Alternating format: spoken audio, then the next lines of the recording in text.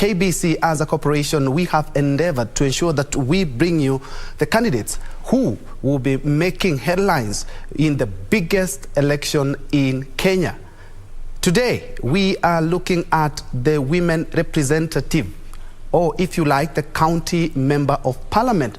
Today, we were able to have 3 of them, although we did extend our invitation to all the 7 candidates who will be seeking the woman representative seat. That is the discussion that we will be having for the next hour or so.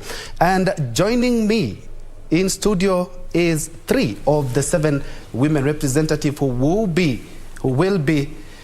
seeking that seat. We have Teresia Anthony Omolo on my immediate left.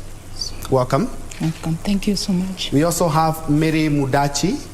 Thank you. Mary Mudachi will be seeking the seat on a GTAP party. And we have Delvin Mora, who will be seeking the seat as an independent candidate.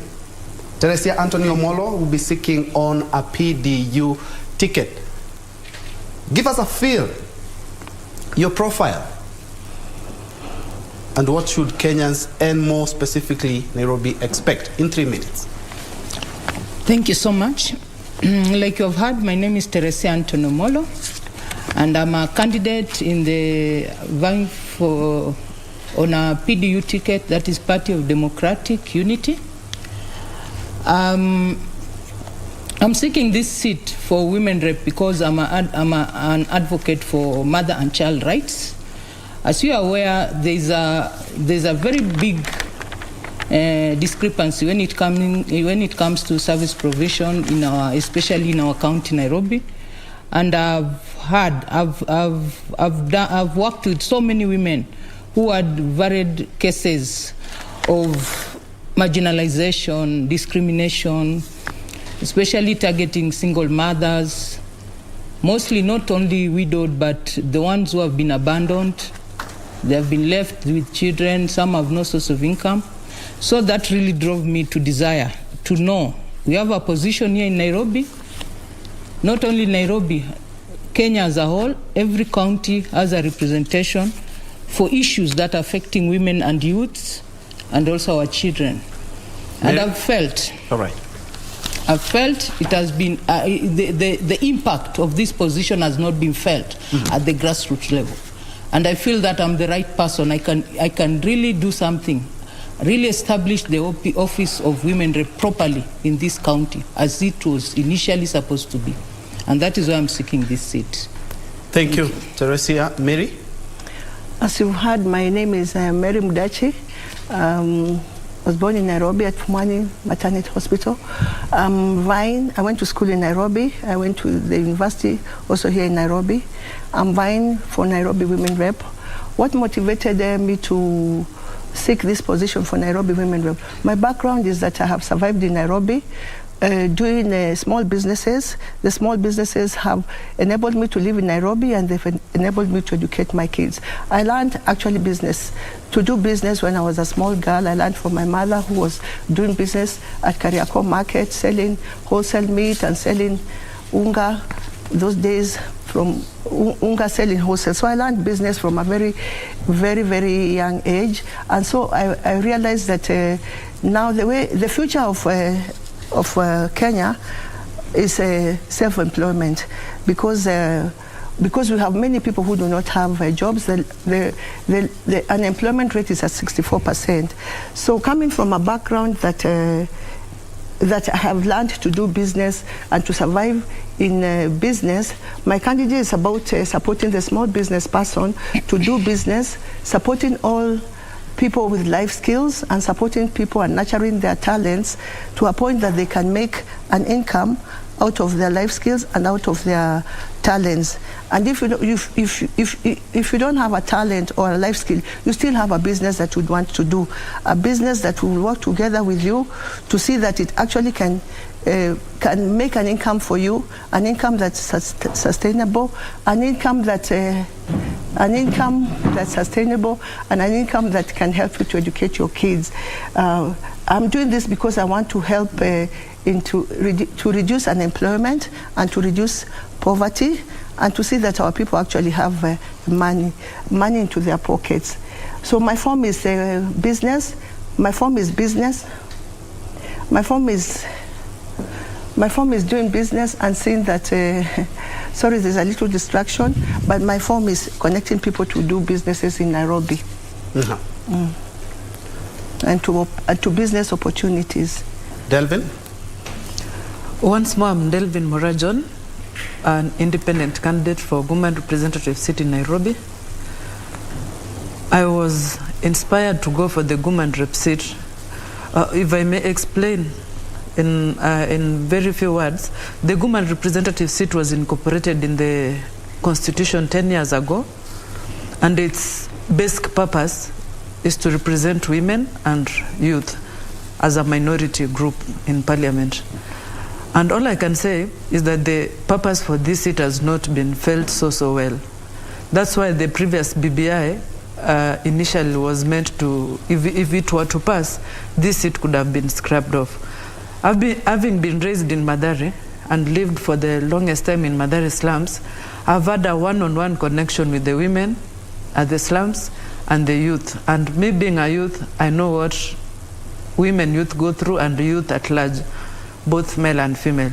My urge to go for this seat is to ensure that these women at the slums, these women, these youth that have not felt the purpose of this woman seat feel it. There are so many, there's a lot of funds that are dedicated to this position, but people at the grassroots levels have not felt it. So I purposely decided to vie for this position so that I may be able to reach the people at the grassroots, since I have a one-on-one connection with them and help them. Thank you, ladies. These are just 3 of the 7 candidates who are seeking the seat. Others include Brenda Kangai. We also have Monica Gitau, Esther Pasaris, who is the incumbent, and Millicent Omanga seeking the seat on a UDA party. Again, we did extend the invitation to all the 7 candidates. Ladies, looking at the seat that you are going for, you are going against a very formidable candidate and a seasoned politician, Esther Pasaris. What are you, or what strategy do you intend to get her out of office in your manifesto that you've already launched? Okay, if I can answer that. If you look at my manifesto, I hope some of you have, I have set 8 goals for uplifting livelihoods in Nairobi. Because one thing I've realized that this position, I appreciated it. When it was enacted, when the Constitution was, I was one of the people who rushed to go and vote. And at that time I had a very young baby, but it didn't stop me. I went and voted because I felt that for once the livelihoods of women was clearly stipulated there. And I believe that this position is going to give women and youth opportunity also to get to the fruits of the government, whatever it is that the government can provide for empowering them. Now, when I ventured into it, I believe that when given this opportunity, whoever is going to take this seat is going to ensure that there are programs, there are offices that are going to be set so that resources can easily reach to the grassroots level. Unfortunately, the first regime took over, we never experienced anything. Maybe there are some who have benefited, but me as one of those women, I never benefited from it. The second regime which we are following up on is also the same. I've even made effort. I went around Nairobi mobilizing women. My main intention was not to seek for a seat, but I felt that maybe it is the women and the youths at grassroots who are being ignorant. They were not following up of what the government is offering them. So I mobilize women, I mobilize youths around Nairobi so that they can be able to prepare themselves, make proposals, and even go and seek for these fundings that are coming from those offices and what have you.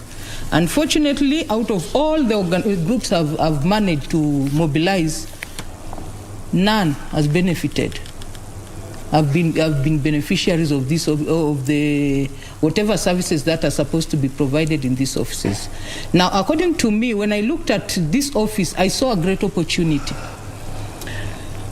Possibly, maybe the challenge that is there is Nairobi. Nairobi has like 17 constituencies. I was wondering, is it because that Nairobi is too big for one person to manage it? But one thing I realized, if you look at our country, Kenya, we have the presidency, and there are offices that have been set. We have devolution, we have the government, the county government, we have the constituency members of parliament. They are doing the work that the president could have done if he was alone. But now he has distributed this responsibility to some. What I believe is that this office of women representative, the person who is supposed to be there, has the mandate to establish offices at constituency level and also ward level to ensure that resources can trickle down clearly up to the grassroots level. That way, there won't be issues with discrimination. Okay, Mary, in 3 minutes, what would be your first priority if elected, the next county MP? To create jobs. To create jobs to create business opportunities for the people, because as we know, everybody has been complaining, jobs, nothing to do. So in the first, my priority will be to see that anybody who does not have work to do, we can reach out to them, ask them what they can do. As I said, if you have a life skill, we nurture it. If you have a talent, we nurture it. And as I said, we all have businesses that we like to do. So we'll make sure that everybody is willing to do something. We nurture them, we encourage them, we give them funds. I'll be working with like-minded stakeholders who will be working towards seeing that we have a national fund that small business people can borrow from that fund, pay the loan interest-free, and then do their businesses. We'll be making sure that that money is reachable to them. The money is at the marketplace where the money is controlled by their own people that they know, so that the money can be able to reach the people. And I'm sure once people have money, they'll be able to do businesses. We'll connect them to organizations that can train them, organizations like Uwezo Fund, Women Fund. They keep telling us that the funds are there, but people are not going for them. And they're willing to train the people so on business management. So my main agenda will be to make sure that everybody has something that they can do, and everybody can create an income for themselves and their families. And Mary, looking at what you've just said, is that more or less like a governor position, because all what you're talking about initiating those businesses and looking at the county MP or the woman representative seat, you're only given the affirmative action social development fund. Will that be enough to cater for all what you've talked about? We'll work with what we have, and then we'll also be working towards to seeing whether it can be increased to be able to accommodate everybody. But we'll begin with what we have. All right. Delvin, Nairobi has 85 wards and 17 constituencies. What would you prioritize if elected? If elected today as a woman rep, my very first priority will be to push for the money that is slated to the woman rep position to be increased. I believe there is 1.2 million, if I'm not wrong, that is in that slot for women rep seat. You find that for 85 wards, this man cannot be enough to cater for all the problems that we may have within the 85 wards. My very first priority is to push for that man to be increased. And after it has been increased, my another priority will be to prioritize on how I will see women grow. I cannot promise people that I'll give them jobs once I'm a woman rep, because there are no jobs, or rather, if there are jobs, it's a few. They are sitting in the hands of a few people. So we have these women who are skilled or unskilled. With the money that is slated in that position, I'll be able to group these women into groups. I'll urge them to find like groups, form themselves into groups. If they are good in salon, I empower them. I help them maybe get tools for their salon. If they are good in anything that they are good in, as a group, it will be easier to reach them and help them. But individually, it's very impossible to help. But once they're in groups, you can give them group funds which can help them to raise. And let's look at the Affirmative Action Social Development Fund, more or less like the CDF for the post. Beginning with you, Teresia, how do you intend to operationalize it? Now, if you look at my manifesto, on number 6, it talks of that, about community development and economic empowerment kitty. According to me, what I believe, I shall seek more ways of increasing the kitty for community development and economic empowerment by allying with other government bodies, county government, private sector, because I don't believe that there are limitations. The government can provide this, but as in my position, I can even seek for more assistance, for more help, depending on the demand. Because I believe that there are always reports and requests that are coming. There are always proposals that are coming. It is up to us now, to that office, to set up an advisory body that can help also to seek ways of getting extra funds, not only in Kenya, not only around the Nairobi County, but also with international bodies or international organizations. It is there and it is possible. And that is what I intend to do given the opportunity.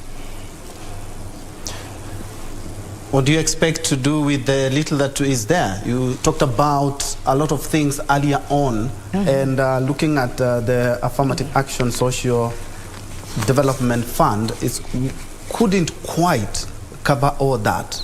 Would you still be lobbying? I will still work with what I have. As I said, I will organize people into groups. Maybe we will go one step at a time. We may have many groups, but we will be telling the groups, this is what we have for now. This is the number of people we can finance for now, and the number of people we can support for now, so that the work keeps going. There will be no saying ati kazi haifanyiki ati tunangoja ati pesa. We will be looking for money as we support others to go on. So I don't think we will say that money is not enough. We will start with what we have, start to support people with what we have as we lobby for other funds to continue. And Moriah, looking at your background, you are an advocate of the High Court, and Article 97 talks about the roles of the county women, the county MP, or if you like, the women rep. And you do remember before he exited office, Emeritus Chief Justice David Maraga talked about disbandment of Parliament because of the actualization of the 2/3 gender rule. You are an advocate. How will you advocate for more seats and to ensure that the women get the former seats that they deserve, and also elective seats as well? Actually, in the past few weeks, there's this list that was forwarded to the IBC, whereby most parties, I think like 9 parties, had not met the 2/3 gender rule. Someone went to court, and the same was said it could not be enacted this year. But I personally, as Mora, once I get the opportunity to get that seat, I'll make sure this goes back to Parliament and the 2/3 gender rule is effected. Because if you look at the positions, if you have been able to look at the nomination list of various parties, you'll get like we have less than 10 women out of the 70 people that have been, their names have been forwarded to the IBC. So I'll ensure, just like other laws are being effected with a lot of certainty, I'll also ensure the 2/3 gender rule is looked into properly, so that women also have space to lead us as a country. Can I add on something to that? Please. Now, according to me, in my view, I'm looking at Nairobi County and the position of women rep here. For us, I realize that for us to be able to reach this 2/3 gender rule, to meet the threshold that is required, I felt like, for example, Nairobi, if it can be sectioned into 4 to 5 zones, because as a county it's big for one person to manage, but if it's sectioned into maybe 4 or 5, then we can have Nairobi, if it's divided like that, then we can have like 5 women representatives here in Nairobi. I believe if in other counties the same thing is done, we'll be able to get more women directly into parliament, and if possible, we're able to meet this 2/3 gender. Instead of waiting to fight in parliament, the women who are there, the men who are there, it has been long. We have demonstrated there at parliament, outside parliament, and we're not seeing any results. But we can work with what we have. We can easily create offices for women representatives, not only one in Nairobi, but more, if possible. It's workable because we are the taxpayers, we are struggling. If we want services to reach us down there, let's create the right offices that can be able to do this work. Because we might be blaming someone is sleeping on their duties, but maybe they're overwhelmed and even they don't know how to implement these offices, despite they have been there, they are veterans in politics. But it also needs a lot of lobbying and negotiation for things to be worked. Not only to wait until parliament for us to set this thing, but if we can be able to create offices, extra offices for women to seek these seats here in Nairobi, it's possible. Let me just add. I beg to differ with my colleague. Let me just add. A minute for just a minute. Because if we were to create more positions for women, it will mean an extra burden to the taxpayers. We are already crying as a country. The taxes are too high. We are the ones paying these politicians, or rather these leaders.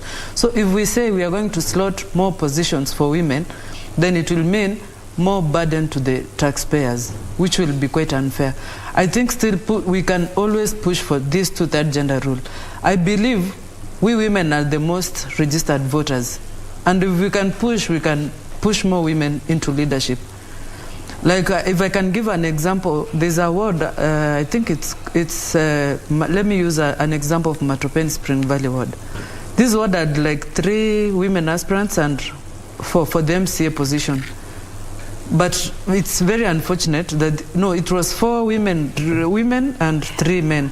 But unfortunately, a male was voted in. Again, if you look at the nomination list, like I had said before, those that have been nominated, the largest number is male. You see, when it comes to this nomination list, we can equip those two, we can be able to add more females than males when it comes to the nomination list, so that we can ease the burden on the taxpayers. Mary, what are your sentiments on that? Because looking at the 2/3 gender rule, yes, the country has never been able to actualize it. We had to, in the 2010 constitution, to put in the county MP or the women rep position. And also looking at the list that was given by political parties, you also affiliated to a political party. They were not able to actualize that. How will you lobby for that? She has talked about increasing the positions, which Mora is opposed, because she's talking about that will increase the burden, and it's true, it's going to increase the burden on Kenyan's taxpayers. For me, I don't think we should really increase the workforce, but it's a subject that has crossed my mind, and I was thinking we should actually put into law a situation whereby if we have a governor that is a man, the deputy must be a woman. And if we have a president that is a man, the deputy must be a woman, and vice versa. And this way, I mean, we are not overstretching the workforce, but we're just saying, give the women the space. Either way, where there is a man, the deputy must be a woman. And if the head is a woman, the deputy must be a man. But unfortunately, that will have to go to parliament. Yes. You will be in. And it's not a prophecy, but we are bound to end up with more men in parliament than women. And seeking the amendment of such a law that will require a man and a woman to interchange positions will be a tall order, don't you think? Definitely. If it is made into law and we do want to achieve the 2/3 gender rule... The question is, making it into law will require a majority of which we might not have in parliament, right? And we are bound to have a parliament that has more men than women.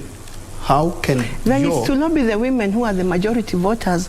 Okay, the numbers are almost 50-50, but still the women are the majority voters. It's to lobby them to make sure that they vote in more women candidates, because if we are going to achieve this 2/3 gender rule, we have to rely on the women to make sure that they vote their own and to start supporting their own women. That's the only way then we are going to get it.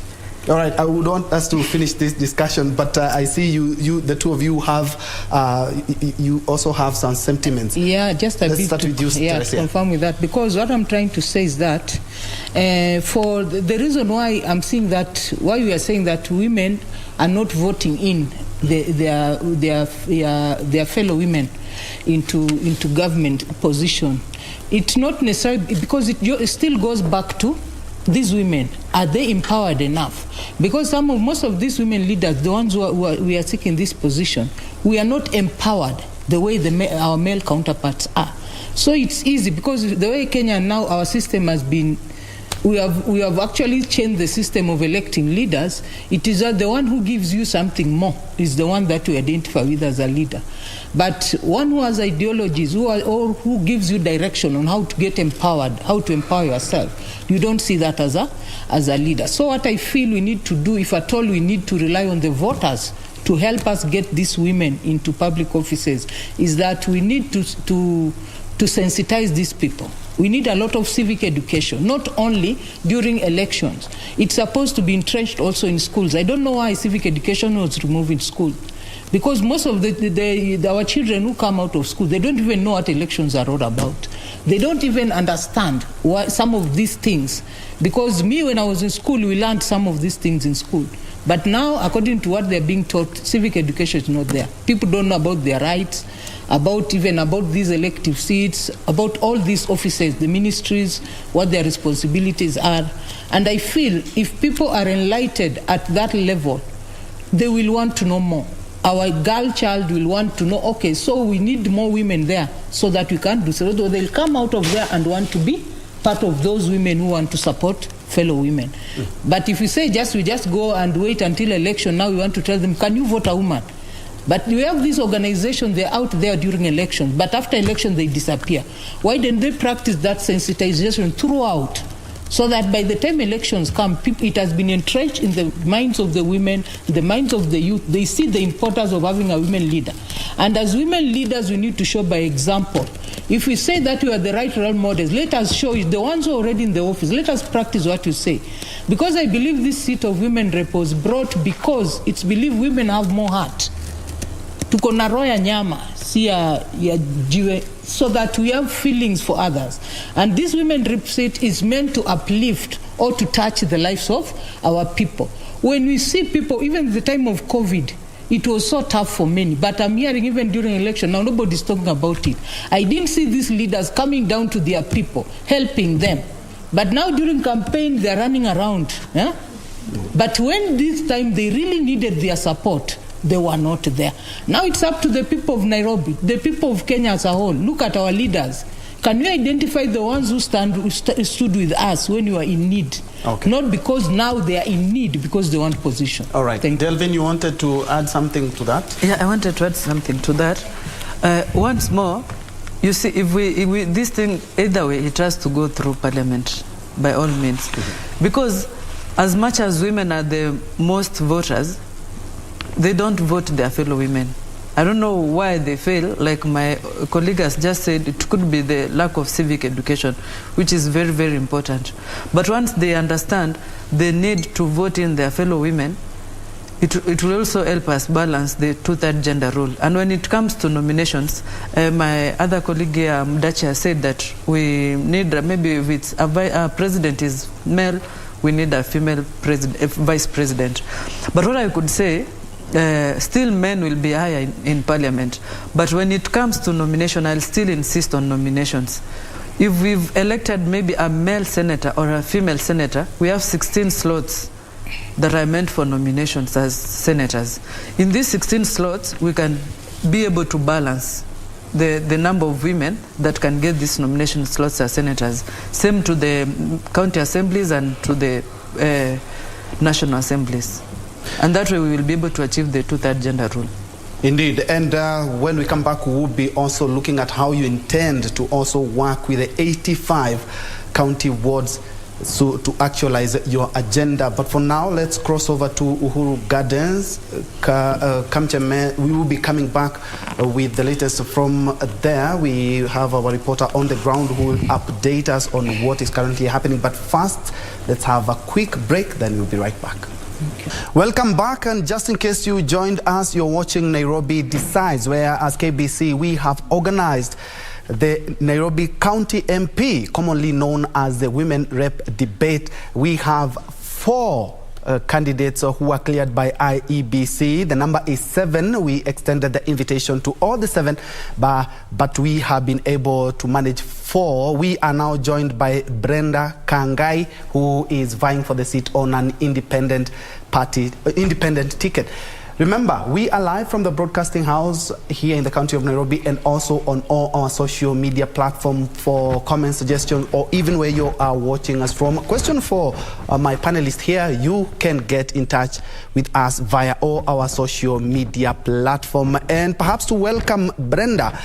Brenda, kindly, your name and your profile in 3 minutes, and what you intend to do in the first maybe 100 days in office, if elected, the Nairobi Women Rep. Yes, Brenda Kangai, an independent candidate vying for the position of the county member of the Woman Representative Nairobi County. And I'm a ghetto girl, so I have so many things for Nairobi. And one of the main things that has pushed me to vie this seat, it is that each and every time there comes a woman who comes from the upper part of Nairobi, that is Kileleshwa, Runda, and they don't consider us people of ghetto. They don't tend to think that we exist. Zile vitu mingi zushughulikiwa huko Kileleshwa and Karen and the upper part. Unapata msichana wa Mkuru kwa Njenga, Mkuru kwa Ruben, somebody in Kibra, somebody in Madhari, anakosa zile essentials na anakosa kuwakilishwa and by the Woman Representative of Nairobi. Me as Brenda, in my first 100 days, I will, first of all,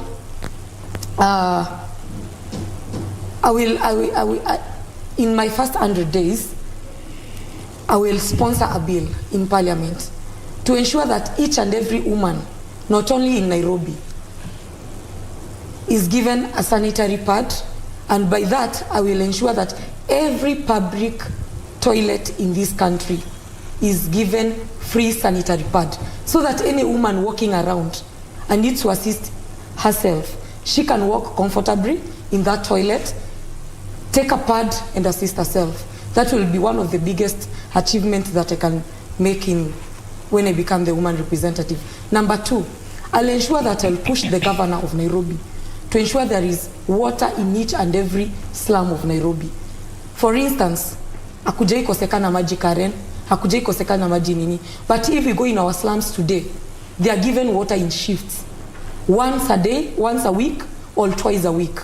These are the people who need water at maybe 5 shillings mtungi, but they end up lacking water. So at the end of the day, they end up buying that mtungi at 30 bob. When a mama mboga buys mtungi at 30 bob, na maybe anapata 300 shillings in a day, unapata pesa yake mingi inaenda kwa maji. So as the Woman Representative of Nairobi, I will ensure I will push the governor of Nairobi. The next person will be the governor. I will ensure that each and every slum of Nairobi has clean water. If it's the budget of the government to look for special people to come and look the pipes in Nairobi, because they always complain the pipes are blocked, the pipes have done this and this, so that each and every slum, kila ghetto nikitoka in Nairobi, waseme tulikunywa maji safi kwa niaba ya Brenda Kangai. That will be my biggest achievement, because each and every time a person comes and promises this and that, but they don't do. But because I'm a ghetto girl, I've lived in slum, I've been raised in slum, my whole life is in slum. Even today, I live in that slum. I know the problem that we face there. One is water, security, drug abuse. I will be able to handle that. All right. So that I can save a coin for that mama mboga. All right, we'll break it down then, beginning by breaking it down. Your role, according to Article 97, more or less is talking about lobbying, advocacy for equity and equal opportunities for women and girls. How do you intend to do that, Teresia? Now, first, there's this thing of I intend to, if I elected, I'll tend to set up a structure of an advisory body. That advisory board is going to help us to do a yearly survey and giving reports. First on disbursement of funds, to identify the most marginalized and vulnerable that need to be assisted, both the mothers and also the youths. And also, there are things to do with the issues with girl child. Now, one thing we realize, we find out with boys, it's easy for them to go anywhere and they can play and all that. But there's been a very big challenge with the girl child. The girl child is not exposed to such opportunities. If you look at talents, especially here in Nairobi, you find that most of the people who get opportunity to excel in sports and what have you, they are boys, because there are not enough facilities for girls to be able to be exposed and even express their their creativity. Now, if given the opportunity, together with the county government, we can work up a way of creating sports facilities, especially targeting the girl child, because some of the sports that the girl child does are indoors, and there are no indoors facilities currently for public purposes for the girl child. And this way it will help a lot to stop this culture of the only sport that a girl child has is to be exposed with her body. That's why we have very many early teenage pregnancies, especially in slum areas, like you are saying. Because every time there's an issue, we always raise them at the problems are in slum areas. In the slum areas, we have NGOs, we have all this. But actually, what I don't understand is that none of them ever comes with a solution to what is ailing these areas. But we find that there's not enough opportunity for them to be exposed and to be able also to seek other avenues of getting out of that situation. Because in sports, it is easy for the youths to be exposed and see a different world other than the ones that they are used to. Apart from sports, I'm talking of food for all. It's painful when you see people in the street here begging for food. But I'm telling you, nobody should lie that there is no food, especially in Nairobi. We are very rich in food. Look at these hotels. If you want to see how much food is being wasted, go to the backyard of these restaurants and hotels and see the amount of food that is being wasted, is being thrown away. And yet, if you see in other countries, such restaurants, they have some areas where they slot any food that is remaining from that has been served. It is packed well, so that those who are needy are able to access. I think the county government should make arrangements for that, so that we can be able to have a place where those who are really needy, these needy cases who are begging on the street, instead of them begging, there can be a place where they can easily go and access these foods that are being wasted instead of utilizing them. Those are some of the things that we can really work out and see how we can afford. Also, disbursement of funds, I can finish that. All right. Let's hear what at least she has to say in terms of equal opportunities for women and girls. For me, if elected as a Nairobi Women Rep, I actually intend to have an office representing the interest of the women and the girl child in every ward. Those employees, their main function will be to find out exactly what we need, what are the issues that are affecting these girls and what are the issues that are affecting these men. And we will, my approach will be that one of public participation. We will be asking those officers to gather from the women and the girls, you have this problem, how do you want it to be resolved? So that even by the time we're implementing what we want to implement, we are actually implementing their views, because we have already listened to their views, we have sat down with them, we have known that these are the issues that are affecting them, we have asked them, how best can we help you?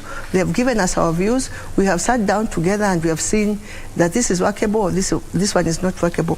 And that way, if you involve the women, you are most likely able to do the right thing. And if you involve the girls, if you involve them in public participation, you are likely to know the issues that are affecting them, and you are likely to implement the issues and resolve the issues that are affecting them. But looking at the country, we have seen that we have very good laws and policies, but actualizing them is where the issue is. By sitting down and getting the views and aspirations of what Kenyans want, and especially the girls and the women, that is not quite enough. We just have to make it, it has to work. I mean, we cannot sit back and say it's not working. I'll make sure that it works. I'll take that bold step of making sure that these things are actually implemented. so that they are working. Because if we just say they are not working and they have not worked in past regimes, then it's like we're never going to do anything. I'll actually go out and see that they are actually implemented. Delvin, you are an advocate of the High Court, and you know that Kenya has one of the best laws, one of the best constitution. But when it comes to implementation of what is contained in these laws and policies, that's where the issue is. How will you ensure there's equity and equal distribution, and especially for the women and for the girls? The problem we are having in enacting these laws is the barrier between the poor and the rich. You find out that these laws, most of the laws that we as Kenya as a country has, most of these laws tend to favor the rich, and the poor remain to suffer. So when I get an opportunity to get into this office, I don't need to study the problems that are facing women and the youth, because as a youth and as a woman, I already know the problems that we are facing. I already know the challenges that we are facing. So if I get an opportunity, what I like is an opportunity to be able to help this my fellow women and my fellow youth. So when I get an opportunity, I'll ensure that the resources get to these women and the resources get to this youth, because those resources are there. It's not like they are not there. The resources are there, only that they don't reach the youth. Like my colleague had said earlier, we have people who are already in this seat, or we have people who are already in the elective seats, I mean. But they only come out after 5 years. That's when they come out with a packet of unga, they come out with 100 bob, 200 shillings, and they confuse we voters or we Nairobians or we Kenyans. So one thing I have to urge Kenyans and Nairobians, or rather Kenyans at large, this time round people should vote leaders.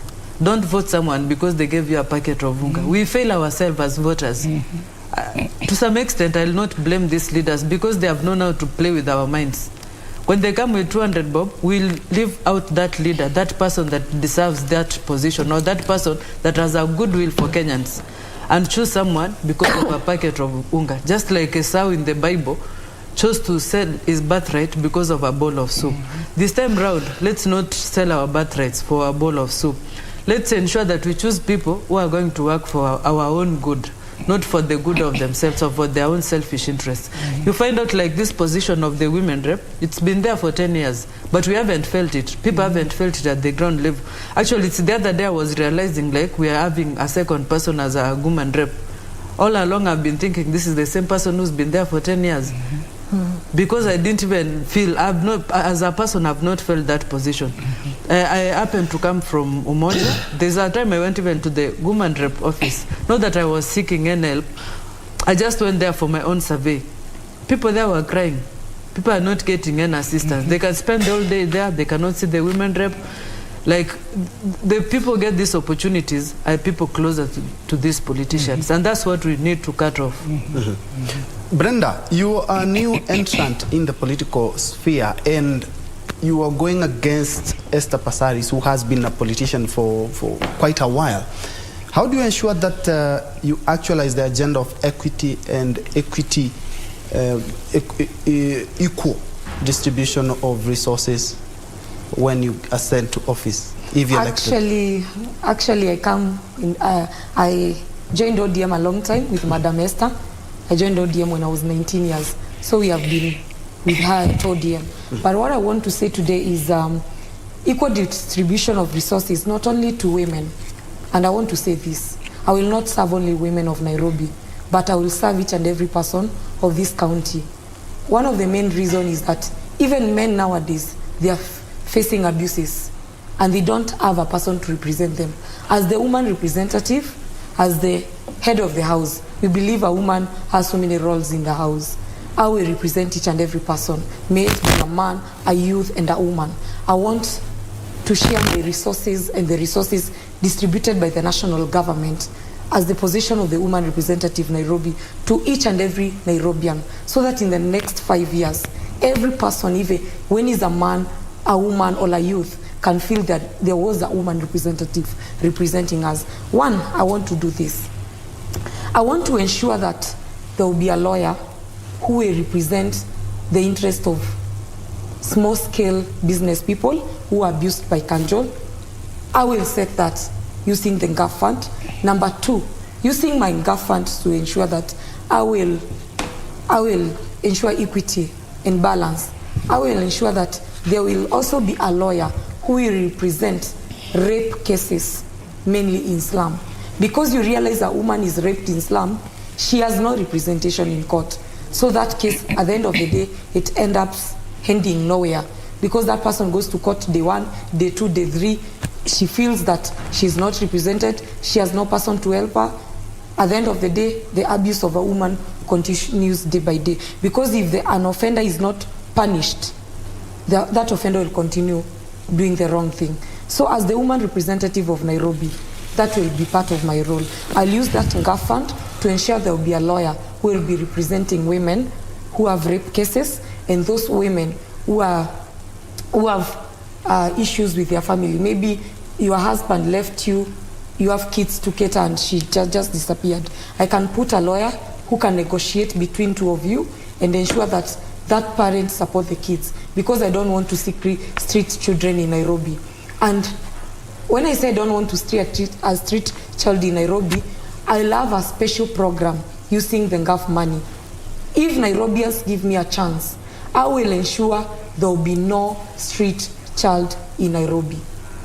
And these are the issues that we should be talking about, we as the women who are vying for the women representative seat. There have been an issue of street children years and years, from 80s to 90s, now we are in 21st century. There are street children all over Nairobi. As the woman representative of Nairobi, I've been thinking, if we take, for instance, 100 million, go buy a land somewhere, maybe in Juja, a land of 5 acres, construct permanent houses, give those free houses to these street children. I'll use that GAF money in the right way. All right. And looking at Nairobi, it has 2.2 million voters. That is the vote that you, the 4 of you, and the other 3 are seeking. And looking at Nairobi, the statistics are quite startling when it comes to gender-based violence. And this is one of the opportunity, the best opportunity that you as women can offer, and as leaders can offer to the residents of Nairobi. And not only young girls being abused, even boys are being abused. Maybe. I can start. What I can say is also, as a survivor of gender-based violence, I've come to learn a lot on legal matters, and this has got me to develop interest, and I'm also, even right now, I'm pursuing a degree in law. And as part of my manifesto, one of the agendas I have also is on legislation. It's that I'm planning to, if given the opportunity, to push for review or enactment of parliamentary laws that will strengthen and safeguard the livelihoods of single mothers, mother-child against deprivation and abuse in Nairobi County. One thing we need to, I've been doing that a lot.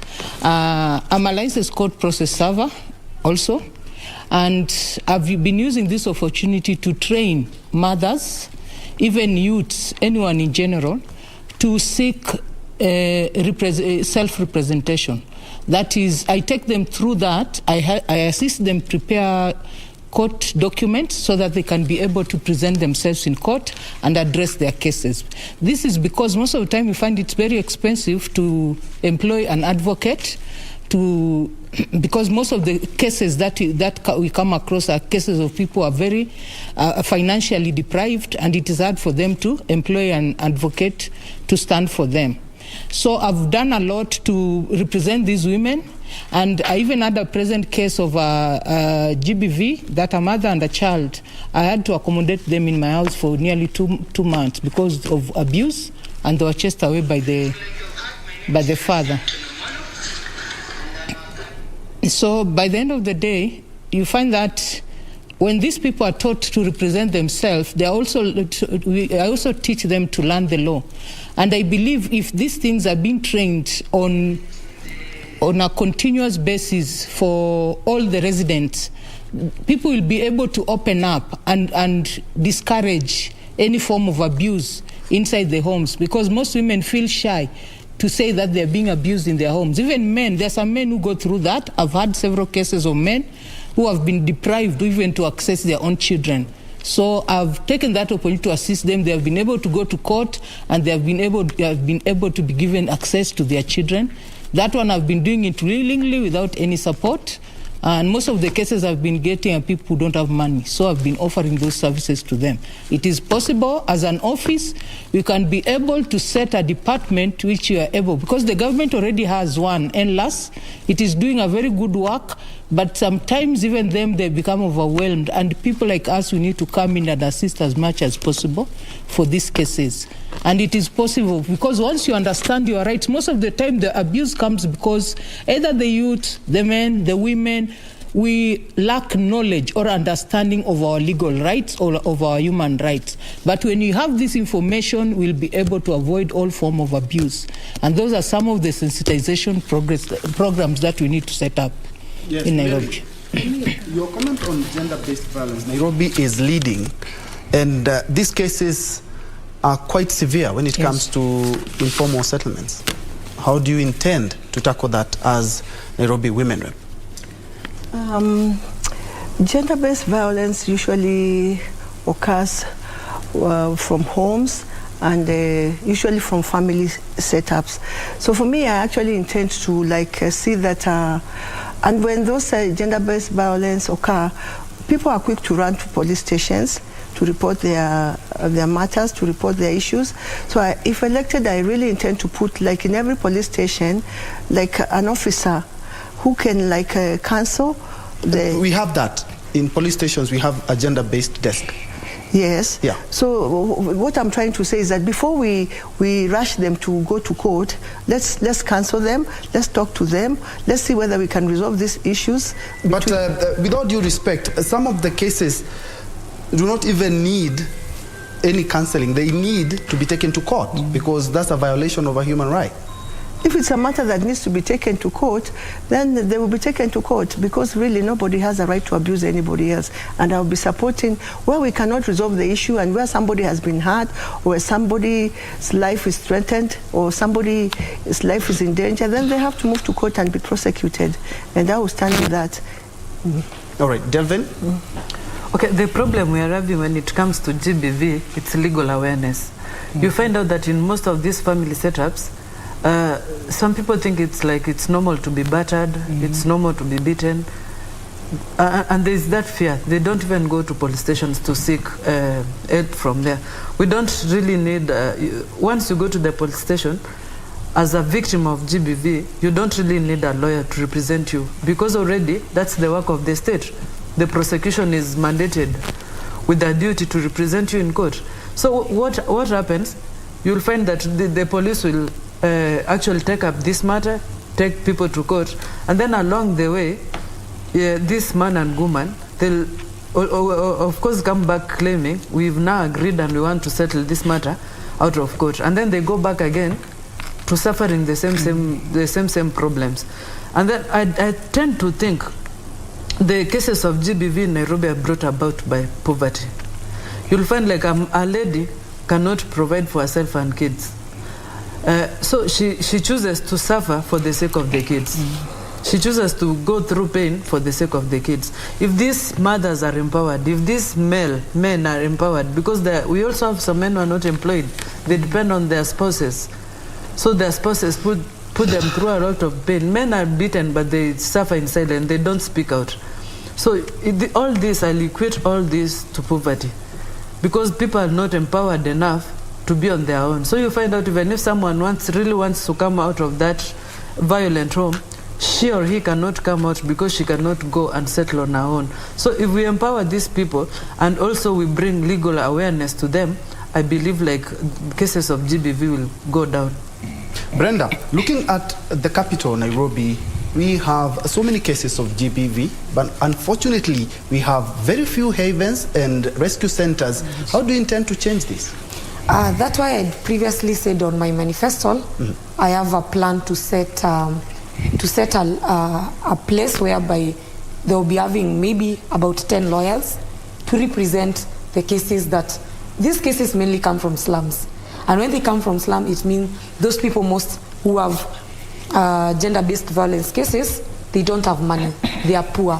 So one of the main things to do is that to ensure that person is empowered. Number two, is to ensure that person has a person to represent him or her to court. Remember, even men's rights are violated. Remember, even men are being raped. I went to Nairobi Women's Hospital the other day, and I was doing my survey about the rape cases. I find even in 10 rape cases, there must be 2 men. So I, as the woman representative, will not only represent women, but even those men who have their rights are violated, because I believe the Constitution governs each and every person.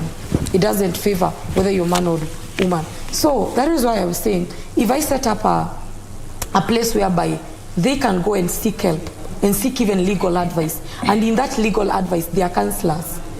So that person who has been abused either by rape, she needs counseling first, and she needs a legal representation. Another thing, if that person has been violated, most people who are raped, they tend to be drug addicts. Maybe that woman was drunk. Maybe she's an addict of alcohol. The best thing I can do as the woman representative, as I give a person, that person a lawyer to represent her, I should also create a place where there will be a very nice rehabilitation center you can put them. Because the moment she gets out of rehab, she gets her justice and her life goes back to normal. If I'll not do that, and I say that I'll give her representation, what about the alcohol that led her to get that rape? You understand, most people who are raped, and I'm sorry to say this, if somebody should not judge me wrong, most people who are raped, 80%, they are either drunk or they are at the wrong place. And that wrong place, she was saying, it's the cause of poverty. You find that those rape cases mainly come because of poverty, or either you are drunk. For instance, you are in Kibra, you are in a slum, you don't have money to eat, you don't have money to pay rent, and you decide, let me just go knocking the doors in the interior part of the slum and seek if I can get a person to wash for clothes and give me 100 shillings. And in return, you enter in the house and somebody rocks and rapes you. So it is the duty of the woman representative of Nairobi County to ensure that you have empowered these girls, because when they are empowered, they won't go for risk. And in case they are not empowered and they get the risk, they have assistance. So you have at least helped them. All right. Another thing, in addition to that, 10 seconds. I want to say this. 10 seconds. You see, each and every person comes. I wonder if the government would do something about the NGO that keeps lying to Kenyans that we are helping gender-based violence. But each and every day, we have those cases. Now, you are watching Nairobi Decides on KBC Channel 1, where we have 4 of the 7 candidates seeking the Nairobi County MP, or commonly known as the Women Rep. We have Brenda, we have Delvin, we have Mary, and we also have Teresia. I have seen something interesting here on social media where somebody is actually lauding, I'm lauding Steve Moguso is lauding sanitary towels in every public toilet. Somebody raised it up here, saying that it's going to help a lot of Kenyans, and especially in the informal sector. Now, ladies, you will be working in the National Assembly, if at all. You will be clinching the top seat, and you will be expected also to be representing Nairobi, which has 85 wards. We have seen the wrangles that always bedevil the county of Nairobi. Beginning with you, Teresia, how do you intend to work with the 85 MCAs to actualize your agenda? Now, what I've started with in a humble way is that I've identified strong-willed women around Nairobi in all these wards. From the constituency level, I've identified 2. At the ward level, I've identified also 2. And then around that ward, I've identified around 10 women. And these women, I'm intending to work with them purposely. They are the ones who are going to help me identify the issues that are affecting the people and bringing the report to the Women Rep office. Now, when we create that chain, it will be easier for information to be relayed instead of using this issue of working with people that you only know. that I identify only these people who have worked with either during campaign or I picked these people randomly, and I didn't use one person to identify these people, and they're all from all walks of life and from all the different tribes, because all the tribes are represented in this group of women. The main purpose of it is to help us also, because when you go to these MCAs, when you go to report issues to the MCAs and they don't know have actual facts, it is hard for them even to get assistance. So as the Office of the Women Rep, we'll be working with this. I'm setting up an office, and with the help of the national government and the county government, if they can assist and provide funds for these offices to be established permanently, it is going to go a long way to assist with identifying these issues that are affecting the vulnerable and the marginalized in our community, both the men and also the women, including the youths. That is my focus, because actually, I cannot say that I'm going to work on creating roads, because the MCA's responsibility, as well, the Member of Parliament is there, the county government there. But the most important work of the Office of the Women Rep, I believe, is to identify issues that are affecting the livelihoods of the people. And that is what I'm really banking on. All right. Mary? Yes, as I said earlier, I'll be working to put up an office for Women Rep in all the wards, so that the views of the people, what affects them, is actually captured by the Women Rep employee in those wards. And once they capture the problems, we will be reaching out to the MCA of the ward, because we must have a working relationship with them to tell them these are the issues that are affecting our people. And as I said, mine is going to be like, before I make a major decision, we have to involve the public, we have to involve the MCA, because he's one of the stakeholders. I mean, he's one of the people who has to do with the issues of the county. So we sit down together, we get to know what are the real issues here, and what are the people saying, how can we resolve them. Once we have listened to the people, I sit down with the MCA and I sit down with myself, and we come up with a solution that can help solve that problem. I will not be making decisions like on my own. I will involve the MCA, because it's not something that nobody can work on their own. Everybody has to be involved. Other stakeholders have to be involved, especially the MCAs. It's a good thing that you've talked about opening up an office in all the 85 wards. Yes. It's a good gesture.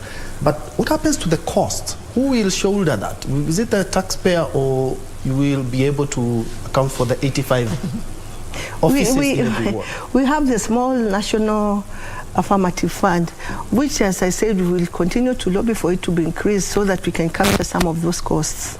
Okay. Delvin? There is this initiative, the Nyumba Kumi initiative, which tends to be so silent in Nairobi. When you go to the reserve areas, it's very, very active. So I don't know why it's silent in Nairobi, but with the time I'll find out. So I'll be able to work with the Nyumba Kumi initiative, because I believe these people, they get in touch, one-on-one in touch with the people from the neighborhood. So once I'm able to identify a mix-up of men and women in the Nyumba Kumi initiative, I'll be able to work with them closely to ensure I effect my agenda. Brenda? Okay. You have 85 wards. Yes. And you have at least to have a presence in all the 85. How will your presence be felt? So I want to say this, and I want to say that I will not be working closely with the MCAs. One of the main reasons is that kabla mtu afikie MCA, it's a process. So if a woman is abused today and she wants to reach me through MCA, she might not get me. I, Brenda Kangai, I will create a call center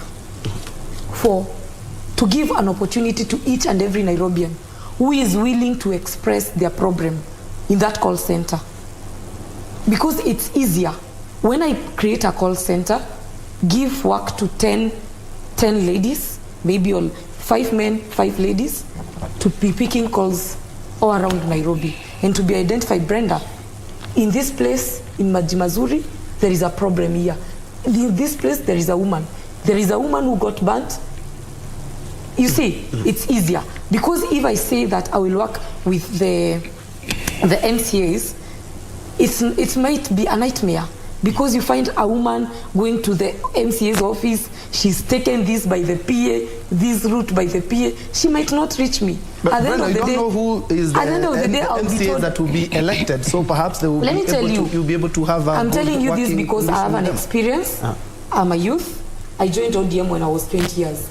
And before you reach some of these prominent people, it's a process. It's not a one-day thing. But you go to the office, you are frustrated by the PAs. You go to the next day to the office, you will not get them. So as the woman representative of Nairobi, and I want to know the problems that they're facing, the girls in Nairobi are facing, the problem that each and every woman in Islam is facing. If that problem is critical and I need to chip in and help and even rescue, I need to create a call center. The call center under the GAF fund, and I will pay them using that money, so that any problem of a woman in Nairobi, I can get them through the people I've employed. Because if today I call in Safaricom and say my line has a problem, they will sort it. It's not you will have to wait the next all day. of these things that we are suggesting is that let me tell you, if I say, for instance, like my friend said, they're gonna eat into the taxpayer money. 85 offices in 85 wards. It's very costly. Yes. Because first you have to either buy a land and construct or even rent. But mine is a call center. A call center, I can employ somebody for 30,000 a month. And these people to be picking calls from each and every Nairobi resident. And it's easier and it's manageable because the information of Mwananchi is directly linking to my office. All right. Yeah. Now let's look at just a minute. I'd like to defend. 1 minute. Yeah, just 1 minute. I'd like to defend the issue of me setting up offices all across Nairobi. And if you notice, I specifically identified with the women in this matter. We have been raising issues about women taking leadership. One thing we have failed to do here in Nairobi is to help identify these women to become leaders. We don't prepare them to become leaders. The main purpose of setting up these offices is to help these women get identity for themselves so that they can feel even them they have an opportunity to become something and to get leadership position. How well can we do that if not to set up offices for them so that they can start early to practice those leadership skills? That way we are able to reach this two-third gender we are talking about, because we are not giving women opportunity. Look at Nairobi. Ever since we got this women rep position, every time the first election that was there were other women who are vying. But I wonder today, where did these women go after the election? Only one was taken. It's like here in Nairobi, it's like the winner takes it all. Yet these other women also had potential for leadership. Why weren't they absorbed? They could have been busy doing something to add value also to the society, even to the national government. The same thing in this the second lot here. Only one woman was taken. There are other women who vied. Where are these women? Who has tried to identify with them so that these women can also play a role? They had ideas, they had vision, they had goals. Okay. Who could have worked with them? The same thing applies after this election. Right. Yeah. You wanted for me, I was saying 1 minute? It's not a question of having to buy land. Yes. It's the county offices are already there, like from where the chiefs operate from where the community-based organization, when you want to get your certificate for community-based organizations, there are offices there. So we shall create some little office there for the office of the Nairobi Women Rep employee to be gathering some of this information. And you said the good thing that you have rebutted, because you said that you're going to advocate for the fund to be increased so that you may be able to have at least to cater for the 85 wards. What if it's not? Because already we as a budget, we are stretched. And there's no way that Nairobi can be increased funds if other counties are not also joining in the fund. So if at all any money is going to be increased in Nairobi, it has to be increased in the other counties as well. Shall lobby for it. What we are saying is that this is a discussion that has been going on for quite some time. As it is the office of the Nairobi Women Rep, the fund that they are given, like 2 million per constituent, is already very, very, very small. So the lobbying still continues, because really even with 2 million is very little. So the lobby has to still continue. All right. Kindly. A minute. Yes, kindly allow me to say this. The reason why I'm against offices is that most offices are compromised. Remember that Nairobi is run by cartels. Understand, as we are even vying for those seats, Nairobi has cartels. You might set up an office and they will frustrate you. That's why I'm saying, and for any woman, whoever become the woman, even my colleagues becomes, and I may not get that chance, it needs a call center. Because when there is a call center, a person from Kamuru will call directly to the women representative office, and I will be given the information. But if you rely on the chiefs, do you know that some chiefs are corrupt? They need maybe 300 shillings from that woman so that they can give an appointment. I want to ask you today, somebody was abused. She doesn't even money, and she doesn't even have that courage to go to the office, to the hospital. Maybe she's bleeding, she's damaged. She goes to the office of the chief and frustrated at the first day. Do you think that person will go to that office again? No. But if there is a call center where I can call and help, and in fact, as I'm saying, I'll create a call center, I was thinking if God will give me the grace and become the woman representative, I will look for funds with other methods and ensure that Nairobi gets at least 2 free ambulances, courtesy of the office of the woman representative, so that such deep cases that need urgent help, then once a call center is called, there is a help somewhere in Mukuru, we can direct our ambulance, go pick that patient, take her to the hospital, then we can negotiate other things when things. All right, let's now shift focus now. No, we need to correct that. There's something we need to correct. Let me add something. There's some responsibility in the office of women. Yes. We've given each a minute. A minute. Ladies. We have more. Enough. All right. Those responsibilities are already there. Those emergencies are already there. I've handled many cases of rape, emergencies, and they are working. They are not under the office of the women representative. You see, there is no ambulance in Nairobi under the office of Pasaris. Let's have at least let's have equity. I was addressing the issue. She's talking about getting some serious matters like late in the night. You see, like once someone is raped, it's not upon the woman representative to deal with such an issue. That's a criminal offense. That's a responsibility of the police. Exactly. So such kind of person, even if they were to call the woman rape, still they have to be referred to the police station because someone needs to be prosecuted for that. So you see, some of these emergencies are, we already have offices for that. You're suggesting we strengthen the already existing offices. Yes, the existing framework. Yes, you see, like the chief's offices, they're everywhere. We have a chief in every area. If that office is strengthened, she's talking of corruption, which I agree with that there's corruption, but that's why I think if we are of like mind, that's why we are coming in to end corruption. To end corruption, to make sure that office does. We will be talking about integrity and corruption. No, I was just talking on the point she's saying that these officers are corrupt, they cannot reach the woman rape. If someone is raped, that person, the police is right there to help, and I believe the police stations never close. They are 24 hours open. Someone cannot go to the police station bleeding, and they keep her there to call the woman rep to address that. All right, ladies, let's shift focus now and cool the tempers as well. Looking at something that has missed in a lot of people's manifesto, and even if I kind of look at the 2 manifestos that I have here, I haven't seen it, and also the media, we have been accused of being a little bit mum on this issue, the issue of people with disabilities. I cannot see, perhaps it's entrenched inside the manifestos, but how do you intend to actualize your agenda, if there is your agenda on the people with disability? We begin with you, Teresia. Now, if you look at it, actually mine is entrenched because when I identify the people with disability, I also put them as part of the vulnerable and the marginalized. That is how I identify them. And some of the issue, like I'm talking about the advisory body. That is 2 of my manifesto. I said I will structure an advisory that will be doing a yearly survey and giving reports on how to assist, even in terms of dismantlement fund. This body will also help identifying areas that have those kind of people.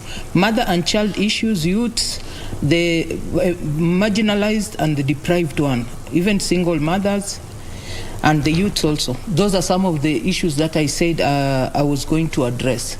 Because if you look at the disabled, are those who are marginalized most of the time.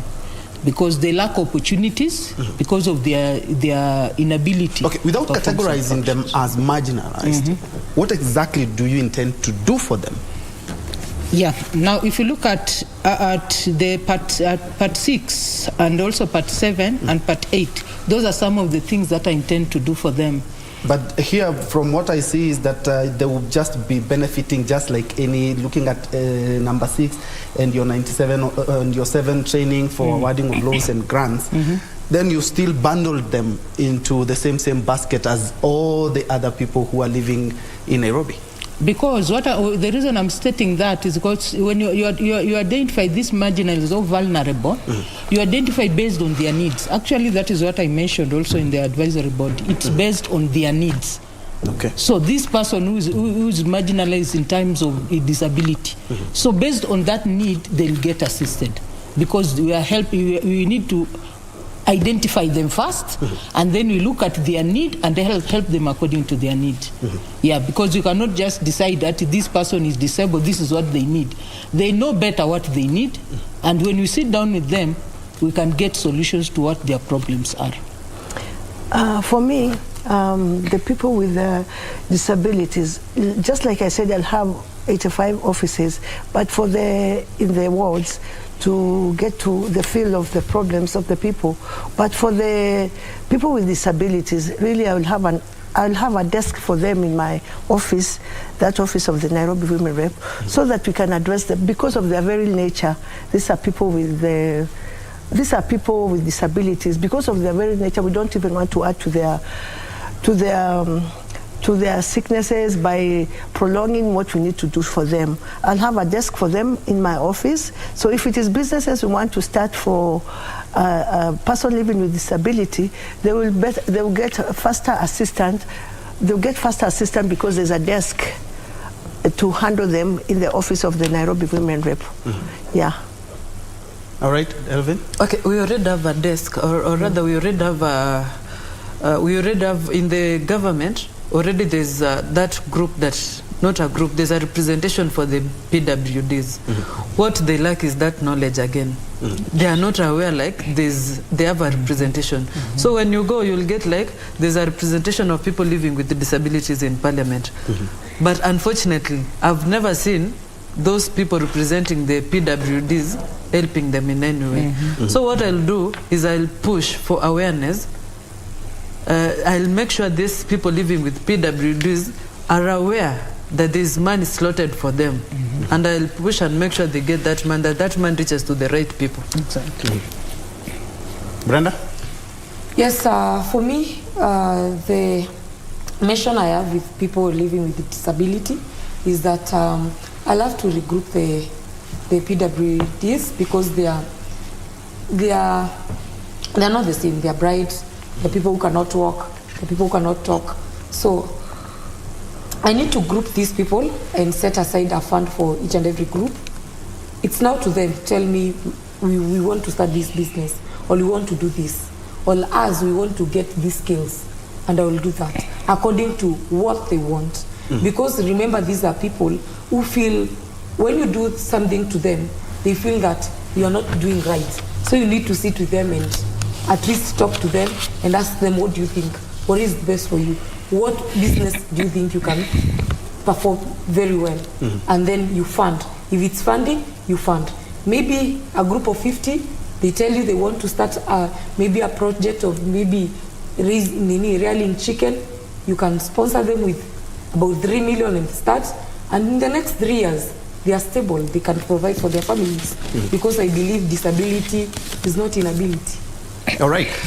Ladies, if you are elected, you will be elected on the same ticket as a governor and a senator. And beginning with you, Teresia, you are vying on a PDU ticket. You will be working very closely with the next Nairobi governor. When we look at the first government in 2013 that we had here in Nairobi, they really didn't work very well, if you ask me, because even they got to a point of even fist fights. Yeah. How do you intend to work with your new governor? And because you are vying on a PDU, is there any gubernatorial candidate that you are supporting or you are identifying your policies with? Okay.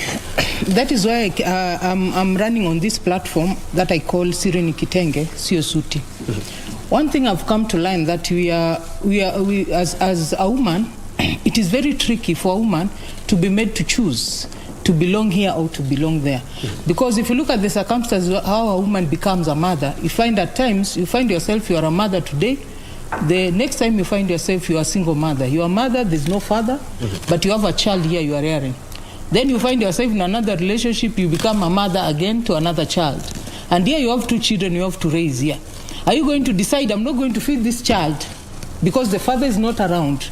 But if this other father is providing, that is when I'm going to feed the only one that is being provided. That is the reason I decided to come up with this platform of Kitenge. Because as Kitenge, it's all colorful. And when you stand up with Kitenge, you don't choose. You are more or less like colorblind. And you bring light where there's darkness. Because of this polarization that these political parties you have come up with, they have created, there's a very wide gap here. Now, if I told someone, you are coming here and you want to serve the people of Nairobi, and now you are looking at, now you didn't vote for me because you are in this mlengo. Because that is what has been the case here. So only those, because there's a list of your people who voted for you, you decide I won't serve these people, I'll serve these people. Me, I want to come and close this gap because this gap is hurting Nairobians. It is hurting our youth, it's hurting our women. Well, for us to be able to maintain peace, we need to find a way of bringing this, all of us together. And that is the reason I'm coming this platform, Kitenge. I've tried to get in touch with as many governors as possible. Even before being cleared, I worked with many who are aspiring, some were left out, and even the ones who are running now, I've tried to work with them so that I can see how I follow their manifestos and their ideology very closely so that I see the possibility of whoever will take that opportunity, and I'm blessed to get this seat of women representative in Nairobi. I'm able to work with them so that we can be able to realize some of these goals and manifestos that we have. Because some ideas I have, but I cannot implement without the county government, without the member of parliament in that area, without the ward representative in that area. So actually, I'm working with them. My party, there are some areas that my party has no representation. So I need that, I still need support from that ward. So I'm working with MCAs from different political parties. So whoever wins the gubernatorial seat, you're comfortable working with, Kabisa. And you don't identify with any of the gubernatorial candidates that we have in Nairobi? Currently now? Yes. I have the sitting ones? Yes. Surprisingly enough... I'm talking about the ones who are seeking the seat just like you. Who are seeking, I have. I have. Care to share? Not individually, individually. Okay. That's my secret at the ballot. No issue. We don't have no scopes there. Is there a candidate that you have identified or aligned your policies or your ideologies with, who is seeking the governor seat? Because at the end of the day, this is somebody you will be working very closely with. Not really, because as I said, okay, although you're vying under GTAP, right? Yes, I'm vying under GTAP, and GTAP allows me to support the party of my choice. But let me put it this way. Whoever is elected, me, I'm that person that is flexible, that can work with anybody. I don't want to say who I'm supporting at this point, but I want to say we are being elected to serve the public, to serve the people. So whoever wins that place, I'll be flexible to work with them. I will support the manifesto that they are bringing on board, because it's all issue-based. It's all about the people. It's people-based. The issues that we are going to resolve there are about the issues of the people. We are there to provide leadership. And so whoever comes in as governor, I don't have a problem with who will be elected. I will be flexible to work with any. Delville? Actually, even before I respond to that, I'm an independent candidate. Like, I'm my own boss. I don't have anyone telling me to do this or not to do this. I was initially in UDA. I was supporting Sakaja as my governor. But unfortunately, I don't know what happened. I just came to learn from the media that tickets have exchanged hands, despite me paying my 125,000 nomination fee. So that's how I was pushed out of UDA, but because of that urge. I'm just curious, did you get your 125,000? No, I didn't get my returned. 125,000. Actually, I even didn't get the money that I used to register members, because we had this membership registration thing. I used my own resources to register. I am among the first 5,000 members for UDA. The people who were actually popularizing Nairobi, UDA in Nairobi. I was working under, we had this group for youths called Young Aspirants Kenya. We were popularizing Nairobi, UDA in Nairobi.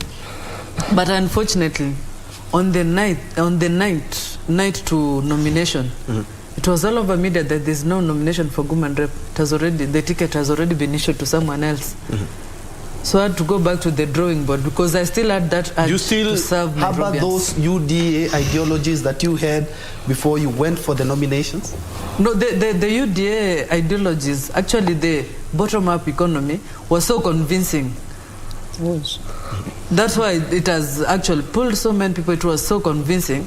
But unless you learn, I don't want to talk so much about UDA, but unless you are in it, you will not be able to understand. Okay. Yeah. So currently, I have no governor. Of course, there's that person I'll vote as governor at the ballot. But as at now, I will not say I have my favorite one. Whoever wins, I wish them well, and I'll be able to work with them if I also win. Brenda? I want to say even when I was in ODM, I didn't have a right candidate for the governor. I was in ODM, my friend was in UDA, but I want to say, this. You must have witnessed some things that you're keeping so close to your chest. No, you see me, I am just wondering them complaining about just a 3-month affair. You have popularized a party in 3 months.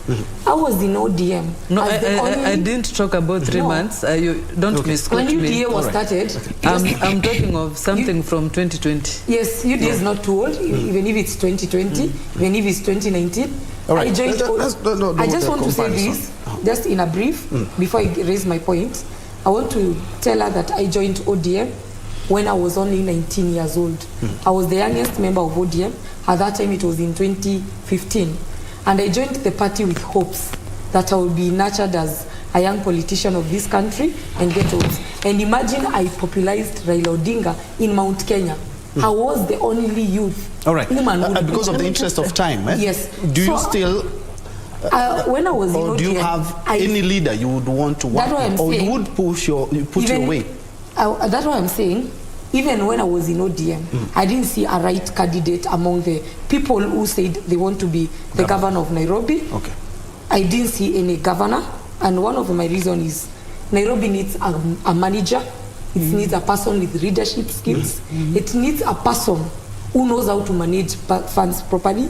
It needs a very bold and confident man or a woman to lead this city. There are around and 7 or 8 candidates. It's my own observation that among the candidates who are vying for the Nairobi governor, none, and I want to say none, will serve Nairobians. I see Nairobians on the streets and crying in the next 6 months. I will vote, and I will not say who I will vote for, but it's a risk. But I know he is not going to do what is right. We don't have a right candidate. Wow, that's quite a profile. You're going to vote for him, and you know very well that he is not going to actualize the agenda of Nairobi. The person I'm going to vote for, I know he is not going to win. I've read his manifesto. Because he has no massive support. But I read his manifesto. I saw he's confident. That's an interesting. I saw him talking, but I know Nairobians will not take him. Because what Nairobians follow mostly have been on the ground. Kama saizi before I came in the studio, nimetoka Marigiti. What people want is 50 shillings, 200, 500 shillings. They will not vote a leader. They will vote money and party. And that is going to mess them. So the at least you vote money and party. All right. In the next 6 months, they will be loitering on streets. Doctors are not paid. All right. This is not paid. That's the future. Let's see how the county and who you will be working with if you are elected as the next county MP. I will work with any person. Okay, I want. Let's close that because at least we are sure that point yangu. because of the 3 minutes. Okay, we need to be fair as well. No. sijamaliza point yangu. I will work with any, despite me saying that none, I will work with any person. And that's why I'm saying I will ensure any governor, because I know that person who is going to be elected is not going to deal with issues of Nairobi as well. That's profiling. I will ensure. Yeah? I know them.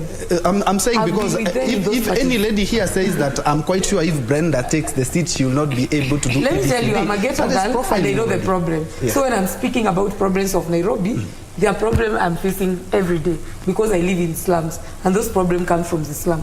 I'm saying this, I will work with any governor, and one of the two, I'll have two issues with the governor. One, I will ensure whoever is elected as the governor of Nairobi has to give people of Nairobi water, because people who need those water is women mostly. Number two, I will ensure the person who will get elected as the governor of Nairobi County will create a fair space for small scale business people, because I'm a mtumba vendor. I'm a lady who started selling mtumba when I was in law school, first year. That person has to take care of our interests. Please give me half a second. Still on the same? Yeah, but half a second. Okay. Me, I just want to be on record that me, I will not be supporting those people from those big parties that think they are the ones that are calling the shots in Nairobi, because they are the ones that are killing this democracy. They didn't go through free and fair elections. They were given a direct ticket. So by even voting for them, we're already killing our democracy. We are not going to have democracy in those offices, because how walipewa ticket, direct nomination, because they were the preferred candidates. So me, I will choose somebody else. And thank God we have like 10 governors who are cleared. So we still have a choice. We don't have to be forced to go to choose people who never went through a nomination. Also give me a second. I want to respond to Brenda here. Brenda, I was not crying foul. I was responding as to why I'm not affiliated to any party and why I'm an independent candidate. How I ended up being an independent candidate. I wasn't crying foul, like popularizing someone. At the end of the day, you know, we all know politics. Whether I popularized them or not, whatever I was saying is, like Mdacha said, people were given direct tickets. That's now an abuse of democracy, and that's what I was addressing. Yeah. All right. Ladies, looking at the campaign trail, the MCA will spend quite a fortune. But when it comes to the woman rep, the senator and the governor, they have to traverse the 85 wards. They have to sell their agenda for the 85 wards. So it's going to cost a lot of money and resources. Same as you, who are vying for the women representative seat in the county of Nairobi. Where are you getting your funding? To begin with you, Teresia. Teresia, you are under PDU party. Yes. Mary is under GTAP. And the two, Delvin and Brenda, happen to be independent candidates. Where are you getting your finances, and who is funding your campaigns? Okay. Now, initially, when I made that decision to show my intention of seeking this seat, I'd identified different organizations to seek the advisors, also assistance for help, and also I had identified, because one thing I had an issue with identifying with which party should I go and seek for this seat. And I approached my party, the current party that I'm in, because for one, I was a new entrant in this political field. I entered also, last election I participated, but I participated for purposes of just to understand how the politics works of our country. And I discovered a lot. The thing, I actually vied with the same ticket, the party ticket. Now, the challenge that is there is that, I don't know, like our party is an old party, but because when we lack a presidential candidate, you appear to be viewed as a small party. But when I was looking at the amount of resources that I'll require and the budget that I was required to have in able to be able to to do a meaningful campaign for this seat, I decided I'm better off starting with a party than going independent. Because some of the costs of mobilization, the party has already done that for me. So it won't be such a hassle That is why I decided to go with this party. And I've gotten a lot of help, a lot of advice in that area. Now, when it comes to materials, faced a lot of challenges. Some of these organizations even were even telling me, when I approached them, they were telling me that, you see, this women rep position is not competitive. Now, I was wondering, when you're saying this women rep position is not competitive, after all, we are all women who are vying this seat. Now, here you are competing with people who have been in government for the past 15 years. They have all manner of resources at their disposal. And here you are an entrant, you want to vie for this seat with only the resources you have with your income and the hearts of the people. Because of the pressure, people say, my dear, if you can be able to do this much and you are not even in the government, what if you are given that opportunity to be in the government? We believe that you can do more. So just go for it, you're going to support. Actually, me, when I came, by the time I actually made up my mind, and I was hopeful some of these organizations are going to back me up. Most of them failed me terribly, but I've managed so far with the support of the people of goodwill. They have supported me. I've not spent any of my income. They have been trying as much as possible, but the biggest challenge I've had is that, I don't know, there's a lot of thuggery. But it's like someone has put a vendetta that no banner of mine can appear anywhere in Nairobi. If I place one today, the next day is not there. All over Nairobi. I place today, I'm called the following day, who removed this banner that was there? So I wonder, what kind of a leader will not want the other to be exposed? Why don't you just do your work and let the other also do their work? Everyone is free to campaign. So I've faced many challenges, but we're still trudging on. When leadership calls, you just have to stand and be counted. All right. Okay, for me, who's funding your campaigns, and what are some of the challenges that Teresia has had her billboards defaced? I interviewed another woman as well who has had her billboards defaced, and also she has received threats on her life. Okay, let me just say that I've been going for roadshows, and initially, let me put the record right. Initially, I was in ANC. And I joined the ANC immediately after around 2018. So I was in ANC until April of this year. When this discussion of zoning for Nairobi and when ANC came together with Judah, that's when I started feeling displaced. And that's when I started feeling like, if I'm not watchful here, there are issues now. When they came together, issues of mistrust came. And so I started feeling, hey, here the train might leave me. So that's how I ended up in GTAP. But initially, I was not in GTAP. I've been in GTAP since April. But I thank God that GTAP gave me an opportunity, and they stood with me, and I was able to get their ticket. But anyway, the ANC did not fund me, and GTAP has not funded me. So the people who are funding me are my family, my own savings, and my friends. And I have managed to go out there in the campaign trail. What I have come to realize is that when Nairobians hear that somebody is looking for a position of Nairobi women rep or governor or senator, the first thing they see money. They see money. When you go out there campaigning, we are told that without money we cannot break ground. So we have to to give money. If we are going like this weekend, I was in Mutindwa, Makadara constituency. Before we went on Saturday, we had to contribute money to go and mobilize the ground. That we are going to pass there. Please don't bring trouble. Don't bring trouble. Don't ask for money. Like we already removed money to allow us even to go there. Started out by we just find the youth leaders there. We are not spending any money. We are not spending any money. This is what we are giving you. What was the reception? Because at the end of the day, politicians... You see, we had already now spoken to their leaders. We had spoken to their leaders. Please allow us to talk to the people. Us, we are coming from small parties. We don't have money to dish out, but we still need to be visible. People need to know us. So once you talk to their leaders, a day before, they already know these people are coming. They're coming to talk to us. You've already probably... spoken to the leaders to cool the ground, but to cool the ground. To cool the ground. So we were able to go and talk to them. Then while we were there was another issue that I realized we had not tackled, issue of security. We were on a track, and let me tell you, the Justice Women Rep, and I was with another MC and another MP, and everybody we had 2 security men we had hired, but like 10 men just jump into the truck. And I have not even given them the work to distribute my flyers. Everybody's coming and like they're grabbing my flyers and they're saying that I've given them the flyers to issue to the people as we go for the road show. So they need something. So that I pay them. And then they're like, Mother, si umetupatia kazi? And even I haven't had that discussion with them.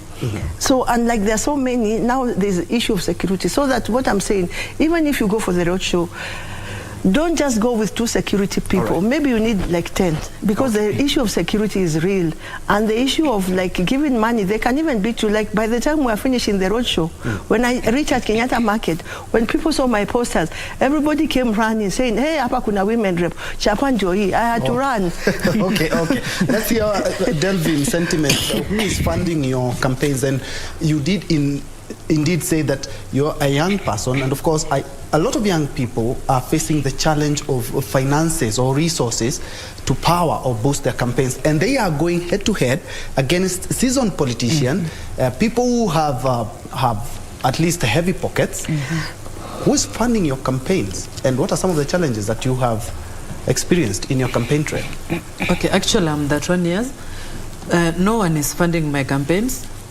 I'm using my own small resources, and also I have family and friends who are helping me, who are chipping in.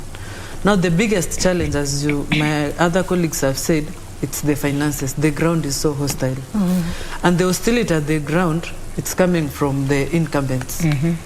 People are already in government, so they have resources to dish out, making it a bit difficult for us to penetrate. But either way, I go to the ground with one word. I always advise voters, it's your choice to make, and it's a 5-year choice. So it's either you choose to listen to my manifesto, or you choose to wait for someone to come and give you 100 bob for you to see them again after 5 years. That's the gospel I'm preaching. Yeah. Brenda, yes. I heard Marikiti and I heard Mitumba somewhere. Who's funding your campaigns? First, I want to tell you this. I work with what I have. I am a jack of all trades. If I have 700 shillings, that is what I will use for that day. And I'm sorry for my colleagues, for my fellow competitors, that they are facing an hostile ground. Personally, I identified myself as a common mwananchi. I'm a mtumba vendor, so nobody is expecting money from me. So the moment I go on the ground, you know, uli demu wa mtushi. Sa demu wa mtushi tunamdai nini? Why did you're saying you don't have money, why didn't you perhaps start as an MCA? Yes. Why didn't you begin then? You're saying you don't have money, or you go for that high seat. Perhaps you could have started where people are, at the grassroots, that is the MCA seat. Because I know I have the ability to run for the woman representative seat. And I want to tell you this. The moment you identify yourself as a common mwananchi, and you make friendship with those citizens, they will not harass you. One of the reasons they don't harass me is that they know we are in the same level of life. If they ask me, where do you live? I live in Kibra constituency. I live in Jamhuri. So I'm part of them. But you see, my colleagues, where unaenda na runda vibe na kileleshwa vibe, pesa utatoa. But for a ghetto girl like me, wananchi wananisikiza, wananipea chance ya kuongea. Furthermore, I've not faced any austerity in the ground, and I pressed my banner in Ngara, Gikomba, there are some in Marigiti. My banners have been 2 months, almost 2 months.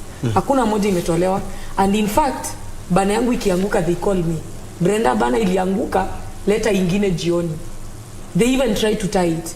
So what I want to tell the other candidates, especially the youths who are vying, is that you ensure that you create a very good relationship with mwananchi, so that anything that happens on the ground, they'll update you.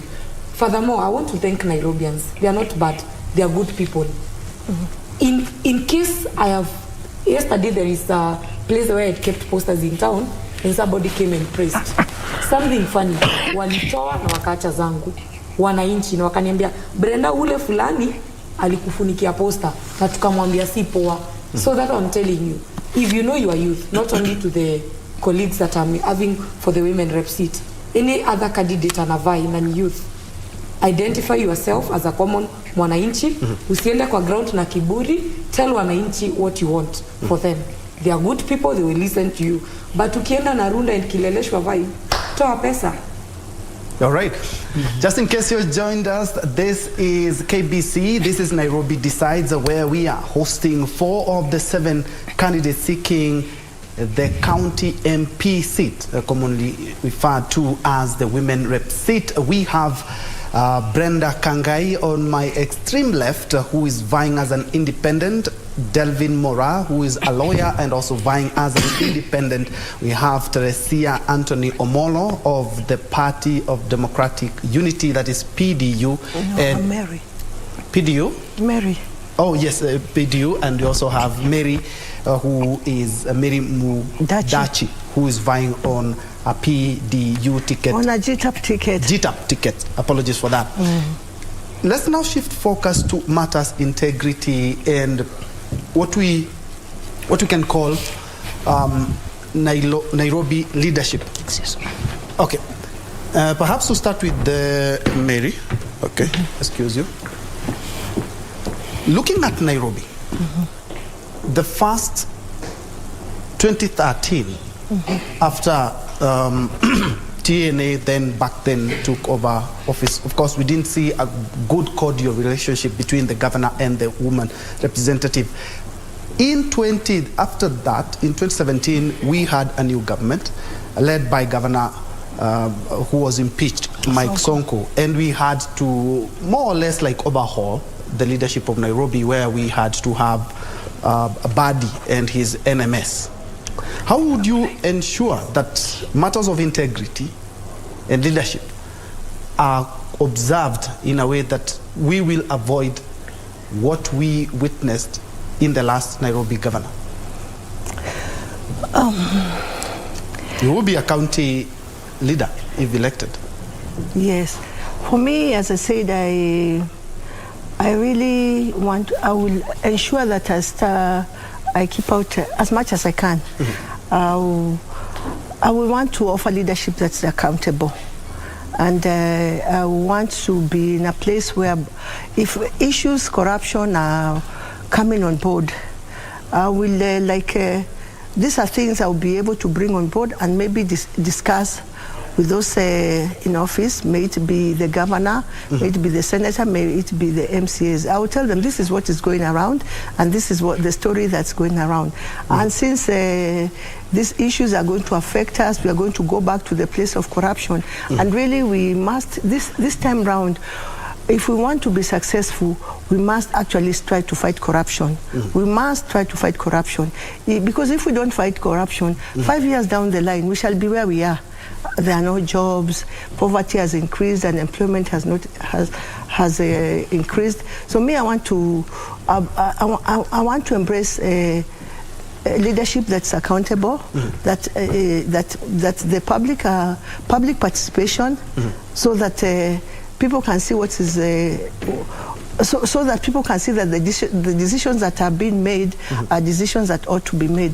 Where there will be corruption, I think I'll just stay away and just find a way that these things can be prosecuted and taken to court. Because really we are not going to continue supporting corruption and end up 5 years from now where we are today. Delvin, you are an officer of the court. A lot of people have called Nairobi as the capital of East Africa, and we wouldn't want a government that, the same government that we had, to the point that we had to bring in NMS. You will also be a Nairobi County leader. All right, marinate on that. We take a short break, then we come and try to put into perspective how these 4 ladies, if elected into office, will ensure that the leadership of Nairobi is accountable, there's integrity, and all Kenyans and Nairobians, to be specific, get access to the services that they have paid for by their taxes. Welcome back and thanks for keeping it KBC. It's Nairobi Decides. We have 4 candidates who are seeking to unseat Esther Passaris as the county MP or the woman representative. We have Mary Mudachi of the Green Thinking Action Party, GTAP. We also have Teresia Anthony Omolo of the Party of Democratic Unity, that is PDU. And we have two independent candidates, that is Delvin Mora and Brenda Kangai. We are back, and before we had that short break, we were looking at the leadership of Nairobi. We saw that in the current government that we have here in the country of Nairobi, we had to, as the county assembly, had to impeach the sitting governor, and NMS had to come to salvage the county of Nairobi. What do we do? How does that leadership, based on integrity, and how do we ensure that we do not have such a government again? Because they also will be forming part of the county government as the county MP. And before the break, we were to ask Brenda her sentiments on the same, leadership and integrity. Okay, what I would like to say, for us to avoid a repeat of 2017 concerning the Nairobi County, we must choose a leader, not a politician. Nairobi needs a manager. Nairobi needs a leader, not a politician. The biggest mistake we shall make once more is to choose a politician. If you're not going to choose someone who's going to manage Nairobi, then we are going to have a repeat of NMS in the first 100 days. Mm-hmm. So we have to ensure that we as voters, we as Nairobians, we choose a leader, someone with integrity, someone that will be able to govern Nairobi, someone that will be able to bring corruption to at least zero. Of course, it will be a bit difficult to achieve a zero corruption, but then someone will try to bring down cases of corruption and ensure at least the services are free and available for Nairobians. What brought about NMS stepping in, it's because of the rise of corruption at the City Hall. If we get a leader or we get a manager as a Nairobi gubernatorial, rather as a governor, then we shall be able to avoid the issue of impeachment, or we shall be able to avoid a repeat of 2017. Mm-hmm. Brenda, we want an accountable government. Yes, we want an accountable government as a resident of Nairobi, and also a voter, and also a candidate. First, I want to tell you, my slogan is Mali Safi. And the reason why we choose that slogan, I went around people and asked them, which slogan do you choose for me? They gave me Mali Safi because of integrity issues. They told me, wewe ni msafi, hujaiba deni, una deni ya mtu, haujaibia mtu yoyote. You have never faced any corruption charges, or even hujaipitia njia zingine tukazisikia. So that's the reason why they gave me that Mali Safi. And with Mali Safi, I am accountable because mimi sina makosa yoyote. I've never been accused of any, actually I've never committed any criminal offense. Another thing is that I told you, I don't have a right choice for the governor. And the governor is the main source of the problems of Nairobi, not even the woman representative. And that's what I was saying when my colleagues were speaking, that those governors, they manage the cartels. First, I want to say this, Nairobi, it needs a leader who has a balance between a politician, a manager, and also a leader. Why? If you choose a person who is a manager and not a politician in Nairobi, we'll face a very hostile ground from the 85 county MCAs who are politicians.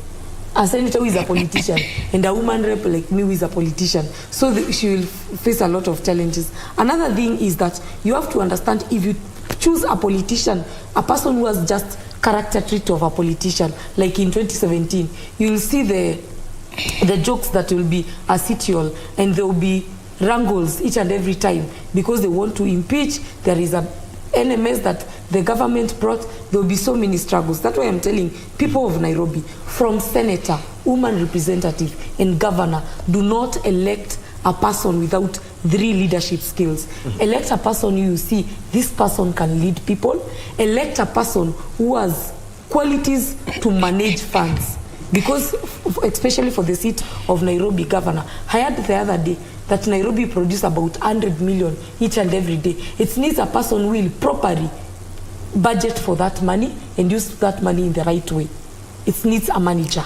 That's why I'm saying Nairobians, the people and the residents of Nairobi, they really need to take a very great care when they're electing leaders. But for me, at the moment, according to the tally and the data that the Sinovet and other opinion polls are giving us, there are 2 ahead people, and all of them are failures. So we're expecting a failed Nairobi County government. Actually, that was supposed to be my last question.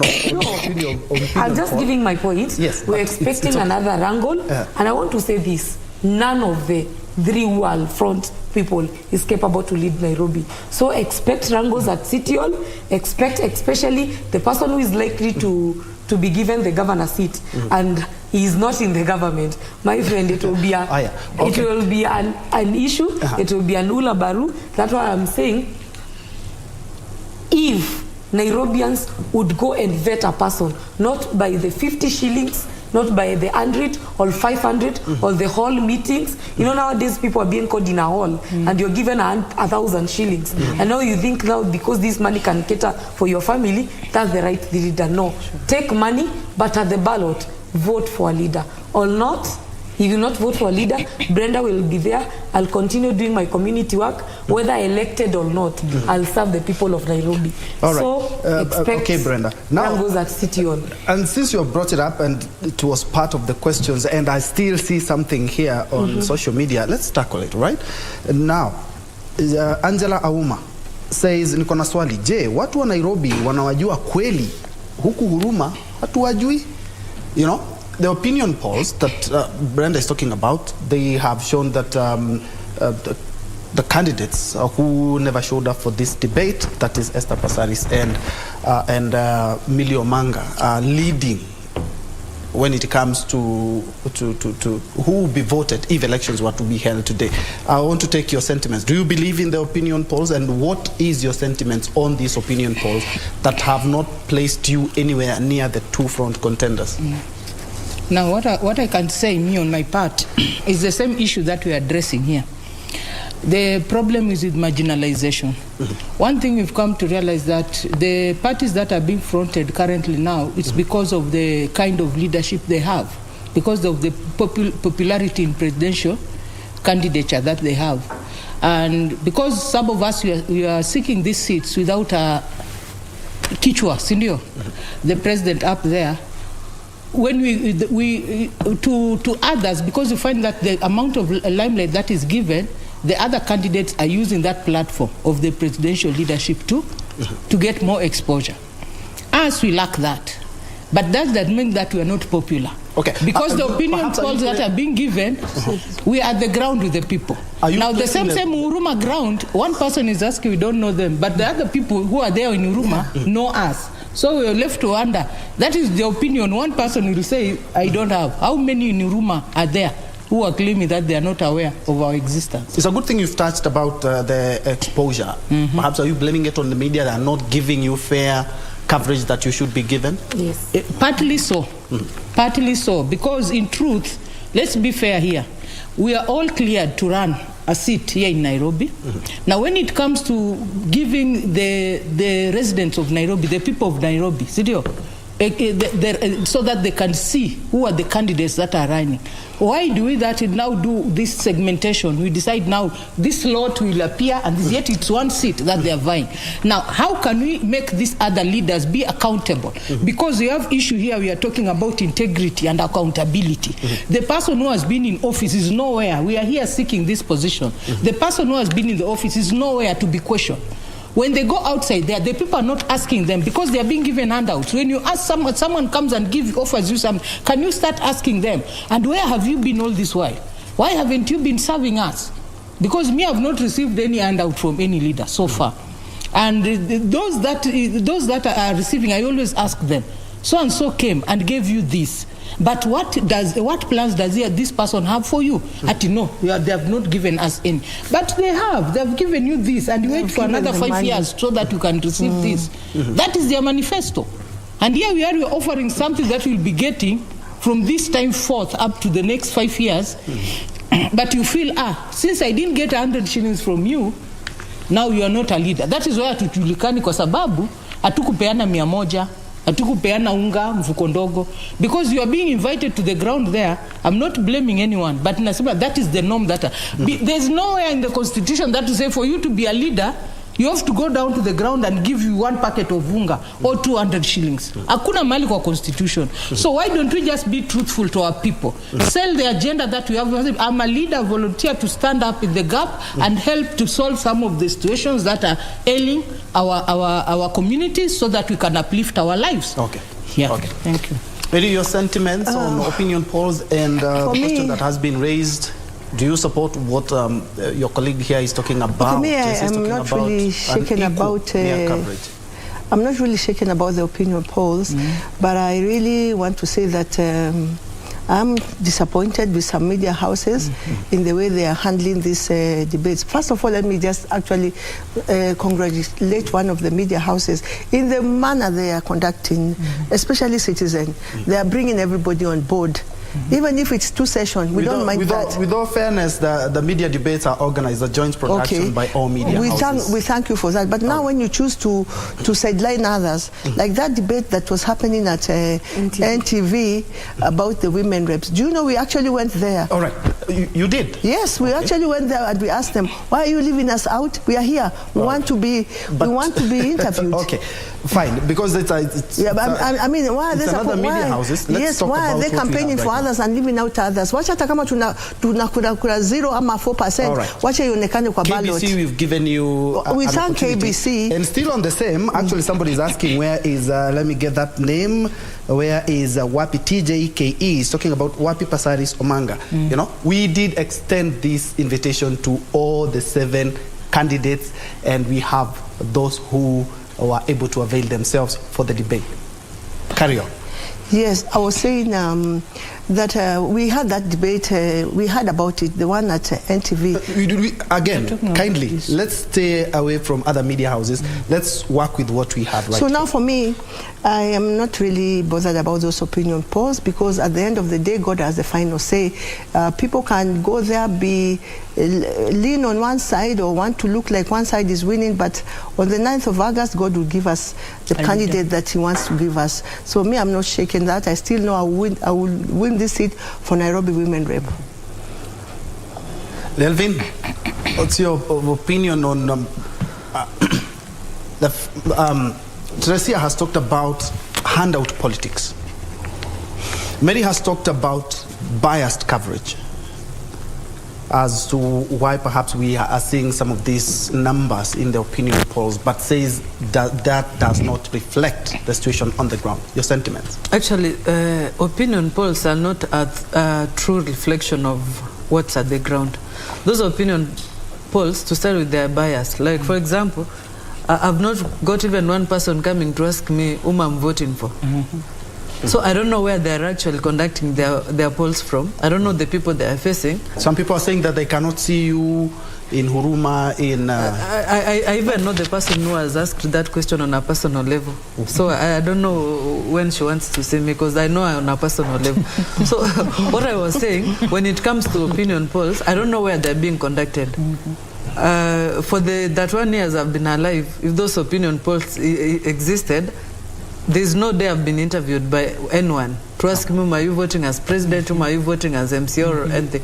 So I want to believe they are not even, they don't even exist. I don't believe in opinion polls in the first place, because I don't know if they're questioning.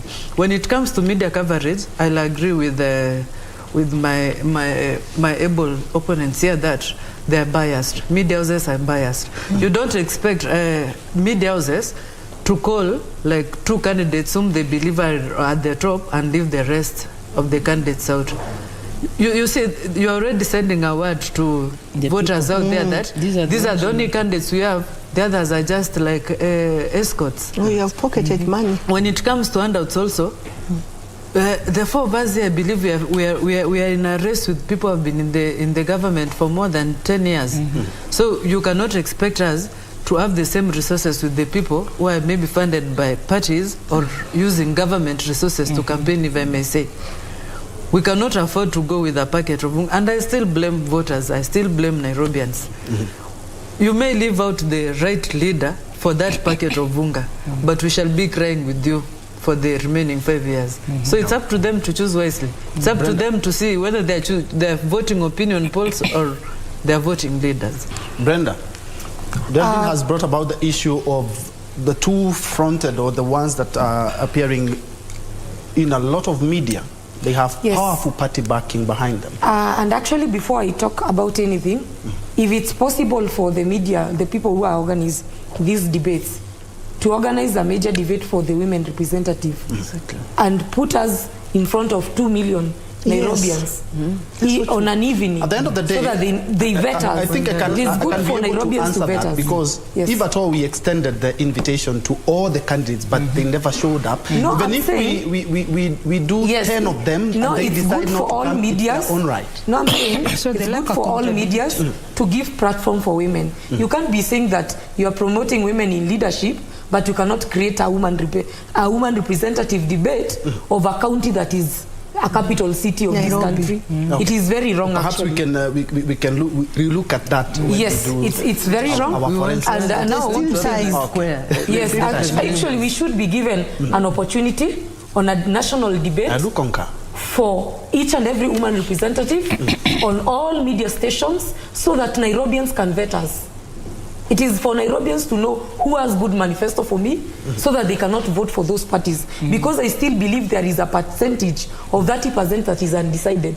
So that undecided can know if it's my colleague this, if it's this, or if it's me, or if it's the other, or if they are going to retain a person who have failed them for the last 5 years.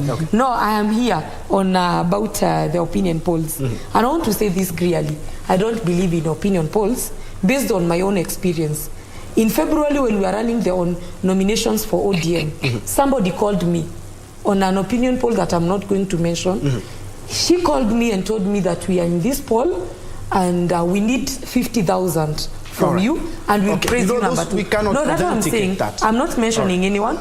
That's why I'm saying I don't believe them, and I don't trust what they say, because if I was being asked for money so that I can be praised number 2 or number 3 or even number 1, it means they are compromised. All right. Because of the interest of time, kindly.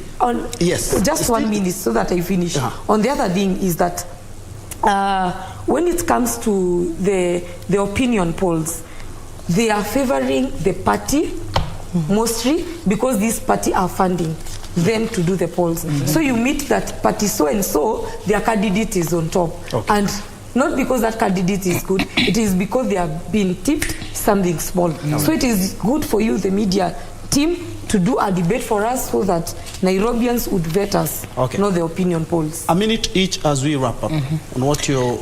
Now speak to your voters now. Okay. What I'm trying to say to my voters, that what I'm asking for you is that you identify with accountability, because leaders who are accountable will speak to you concerning their job descriptions and actually come to the ground and hold themselves accountable to every activity or every resources at their disposal. And currently now, what the challenge you are facing is that we are not even been able to know for the past 5 years what this office has managed to do, to accomplish so far. There's never been any meeting. What I'm trying to say is that from 9th of August 2022, we shall all be held accountable for this position if we fail to identify with the right leader who is going to make sure that our women, our youth, and our community at large, their issues are identified and they are helped through. Remember me in the vote. Okay.